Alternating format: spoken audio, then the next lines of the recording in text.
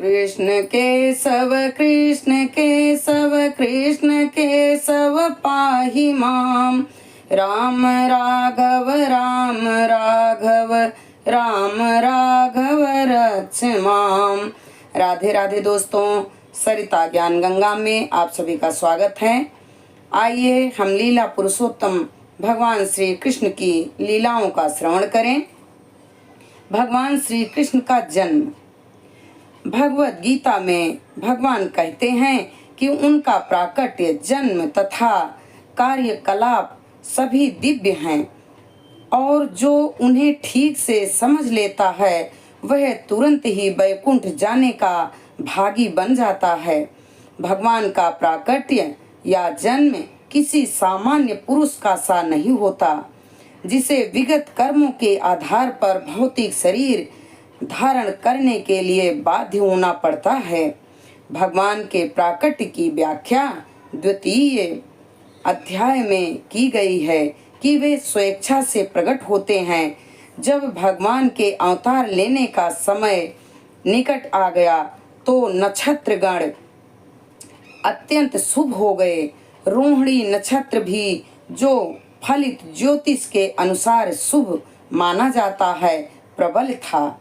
रोहिणी ब्रह्मा के प्रत्यक्ष संचालन के अंतर्गत माना जाता है। ज्योतिष के अनुसार नक्षत्रों की उपयुक्त स्थिति के अतिरिक्त विभिन्न ग्रहों की भिन्न भिन्न स्थितियों के कारण शुभ तथा अशुभ क्षण उपस्थित होते रहते हैं। कृष्ण के जन्म के समय सारे ग्रह स्वयंमेव इस तरह स्थित हो गए कि सब कुछ शुभ बन गया। उस समय पूर्व, पश्चिम, दक्षिण, उत्तर सभी दिशाओं में शांति और संपन्नता का वातावरण हो गया। आकाश में शुभ नक्षत्र दिख रहे थे और पृथ्वी पर सभी नगरों तथा ग्रामों या गोचरों में तथा जन जन के मन में सौभाग्य के लक्षण दृष्टि गोचर हो रहे थे।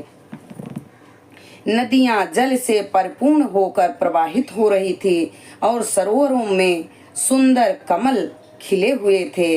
जंगल सुंदर पक्षियों एवं मोरों से पूर्ण थे। जंगल के सारे पक्षी मधुर वाणी में गाने लगे और मयूर मोरनियों के साथ नाचने लगे। वायु अपने साथ विविध पुष्पों की सुगंध लेकर मंद मंद बहने लगी, जिसका सुखद स्पर्श मन को मोहने लगता था। जो ब्राह्मण अग्नि में यज्ञ करने के अभ्यक्त थे, उन्हें आहुति के लिए अपने अपने घर अत्यंत सुहावने लगने लगे।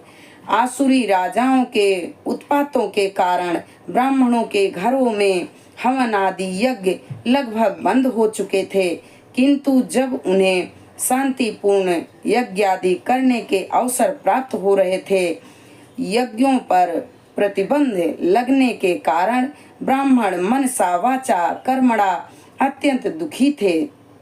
किंतु कृष्ण के जन्म के समय उन सब के मन स्वयमेव प्रसन्नता से पूर्ण हो गए, क्योंकि उन्हें आकाश में भगवान के जन्म लेने की घोषणा करने वाली दिव्य वाणी गुंजारित होती हुई सुनाई दे रही थी। गंधर्व और किन्नर लोक के वासी गाने लगे तथा सिद्धि और चारणक लोक के वासी भगवान की सेवा में प्रार्थनाएं करने लगे। स्वर्ग लोक में देवता अपनी अपनी पत्नियों तथा विद्याधर अपनी अपनी पत्नियों के साथ नाचने लगे। ऋषि मुनि तथा देवता प्रसन्न होकर फूल बरसाने लगे। समुद्र तट पर हल्की हल्की तरंगों की ध्वनि सुनाई दे रही थी और समुद्र के ऊपर आकाश में बादल थे जो मोहक गर्जना करने लगे थे। जैसा संजोग उपस्थित हो गया तो घट घट वासी भगवान विष्णु अंधेरी रात में भगवान के रूप में देवकी के समक्ष प्रकट हुए, जो एक देवी जैसी लगती थी। उस समय भगवान विष्णु के प्राकट्य की तुलना रात्रि के समय पूर्व दिशा में उदित होने वाले पूर्ण चंद्रमा से की जा सकती थी। यहाँ यदि आपत्ति उठाई जा सकती है कि क्योंकि भगवान कृष्ण अष्टमी के दिन उत्पन्न हुए, अतः उस दिन पूर्ण चंद्रमा उदय नहीं हुआ था। इसके उत्तर में कहा जा सकता है कि भगवान कृष्ण उस वंश में उत्पन्न हुए जो चंद्रमा की वंश परंपरा में था, अतः उस रात्रि को चंद्रमा अधूरा था, किंतु चंद्रमा के वंश में ही भगवान के जन्म लेने के कारण चंद्रमा अत्यधिक प्रसन्न था, अतः भगवान कृष्ण की कृपा से वह पूर्ण चंद्र के रूप में उदय हुआ। ज्योतिष ग्रंथों में भगवान कृष्ण के जन्म के समय नक्षत्रों का अत्यंत सुंदर वर्णन मिलता है। उससे पुष्टि होती है कि उस शुभ लक्षण में उत्पन्न यह शिशु परम ब्रह्मा या परम सत्य था। वसुदेव ने उस आश्चर्यजनक बालक को देखा जिसके 4 हाथ थे, जिनमें वह शंख, चक्र, गदा तथा कमल पुष्प धारण किए था, जो श्री वत्स चिन्ह से सुशोभित था, जो कौस्तुभ मणि की माला पहने था, पीतांबर धारण किए चमकीले श्याम बादल की तरह लग रहा था, जिसका मुकुट मणि से अलंकृत था, जो पूरे शरीर में अमूल्य विराजट कुंडल तथा अत्यंत भूषण धारण किए था और जिसका सिर केश राशि से अलंकृत था। बालक के अद्वितीय रूप के कारण वासुदेव आश्चर्यचकित हो उस नवजात शिशु को इस तरह जैसे अभिभूत हो सकता है, अतः वे समझ गए कि अब भगवान कृष्ण प्रकट हो गए हैं और इस अवसर पर वे अभिभूत हो गए। वसुदेव ने विनीत भाव से आश्चर्य प्रकट किया कि वे भौतिक प्राकृतिक द्वारा बद्ध सामान्य जीव हैं और ऊपर से कंस द्वारा बंदी हैं, तो भी सर्वव्यापी भगवान विष्णु या कृष्ण अपने मूल रूप में उनके घर शिशु रूप में प्रकट हुए हैं। कोई भी संसारी बालक आभूषणों एवं सुंदर वस्त्रों से सजकर 4 भुजाओं सहित और भगवान के समस्त चिन्हों से युक्त उत्पन्न नहीं होता। वसुदेव बारंबार उस बालक को निहार रहे थे और विचार कर रहे थे कि इस शुभ बेला को किस तरह मनाएं। वे सोचने लगे, सामान्यतः जब पुत्र उत्पन्न होता है तो लोग उस अवसर पर खुशियां मनाते हैं और एक मैं हूँ कि मेरे बंदी होते हुए भी भगवान मेरे घर जन्म लिया। मुझे तो इस शुभ अवसर को बारंबार मनाने के लिए तैयार रहना चाहिए। जब वसुदेव ने अपने नवजात शिशु को देखा तो वे इतने प्रसन्न हुए कि उनमें ब्राह्मणों को कई हजार गौवें दान देने की इच्छा प्रकट हुई। वैदिक प्रणाली के अनुसार जब भी क्षत्रिय राजमहल में कोई शुभ उत्सव मनाया जाता है तो राजा प्रसन्नता के कारण अनेक गौवें दान देता है। ब्राह्मणों तथा ऋषियों को स्वर्ण भूषणों से मंडित गौवें दी जाती हैं। वसुदेव कृष्ण के आविर्भाव के उपलक्ष्य में एक दानोत्सव मनाना चाहते थे, किंतु कंस के बंदी गृह में बंद होने के कारण ऐसा करना दुष्कर था। अतः उन्होंने मन ही मन ब्राह्मणों को 1000 गौओं का दान किया। जब वसुदेव को विश्वास हो गया कि नवजात शिशु साक्षात श्री भगवान हैं, तो वे दोनों हाथ जोड़कर उनकी स्तुति करने लगे। उस समय वसुदेव दिव्य स्थिति में थे, जिससे कंस से उत्पन्न उनका सारा भय जाता रहा। जिस कमरे में नवजात शिशु उत्पन्न हुआ था वह उसके तेज से देदीप्यमान था। तब वसुदेव ने प्रार्थना करनी प्रारंभ की, हे भगवान, मैं जानता हूँ कि आप कौन हैं। आप समस्त जीवों के परमात्मा तथा परम सत्य श्री भगवान हैं। आप अपने ही शाश्वत रूप में प्रकट हुए हैं, जिसका हम प्रत्यक्ष अवलोकन कर रहे हैं। मैं जानता हूँ कि आप मुझे कंस के भय से मुक्त करने के लिए प्रकट हुए हैं। आप इस भौतिक जगत से संबंध नहीं हैं। आप वही पुरुष हैं जिसकी भौतिक प्रकृति पर चिंतन मात्र से यह दृश्य जगत उत्पन्न होता है।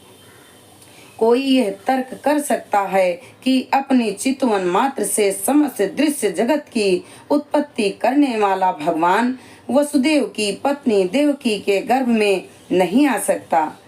इस तर्क का उच्छेदन करने के लिए वसुदेव ने कहा, हे प्रभु, इसमें आश्चर्य नहीं है कि आप देवकी के गर्भ में प्रकट हुए हैं, क्योंकि सृष्टि की रचना भी इसी प्रकार हुई थी। आप महाविष्णु के रूप में कारणावण में शयन कर रहे थे और आपकी श्वास प्रक्रिया से अनेक ब्रह्मांडों की उत्पत्ति हो गई थी। तब आप प्रत्येक ब्रह्मांड में गर्भोदक साई विष्णु के रूप में प्रविष्ट हुए। फिर आपने क्षीरोदक साई विष्णु के रूप में अपना विस्तार किया और आप हर प्राणी के हृदय में अणु के भीतर भी आप प्रविष्ट हो गए हैं। अतः देवकी के गर्भ में आपका प्रवेश करना उसी प्रकार से समझा जा सकता है। आप प्रविष्ट हुए प्रतीत होते, किंतु उसी के साथ साथ आप सर्वव्यापक भी हैं।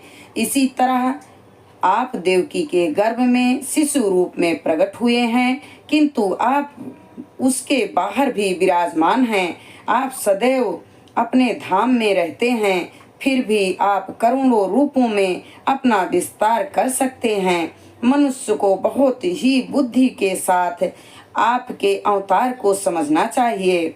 आप भौतिक प्रकृति के तीनों गुणों में रहते प्रतीत होते हैं, किंतु वास्तव में ये तीनों गुण आपको आच्छादित नहीं कर सकते। इसे बड़े बड़े बुद्धिमान दार्शनिक जानते हैं। दूसरे शब्दों में आप भौतिक शक्ति के भीतर प्रतीत होते हैं, किंतु आप उससे कभी आच्छादित नहीं होते हैं।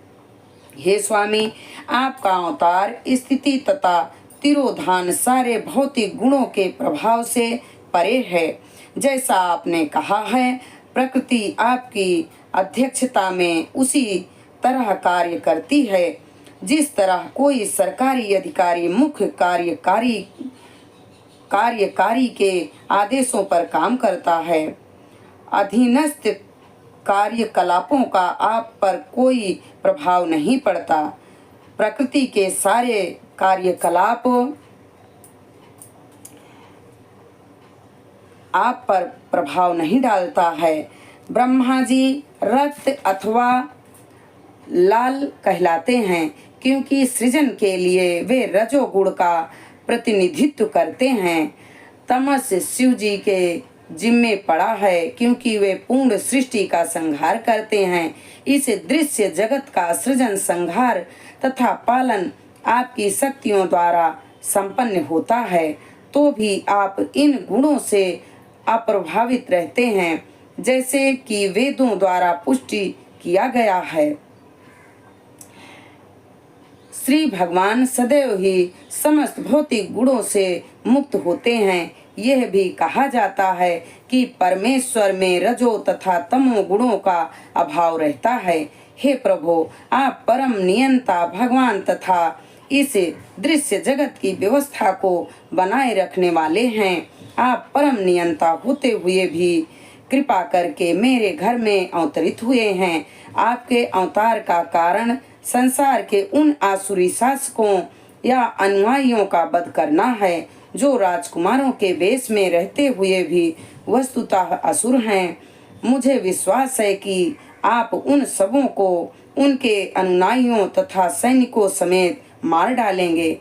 मुझे विदित है कि आप दुष्ट कंस तथा उसके अनुयायियों का वध करने के लिए अवतरित हुए हैं, किंतु यह जानकर कि आप उसे तथा उसके अनुयायियों का वध करने के लिए अवतरित होंगे, उसने आपके कई पूर्वजों तथा अग्रजों को मार डाला है। अब वह केवल आपके जन्म की प्रतीक्षा में है। जैसे ही वह इसे सुनेगा वह आपको मारने के लिए सभी प्रकार के अस्त्र शस्त्र लेकर उपस्थित होगा। हम इस वीडियो को यहीं पर संपन्न करते हैं। आगे की जानकारी अगले वीडियो में। हरे राम राम राम हरे हरे, हरे कृष्णा कृष्ण कृष्ण हरे हरे।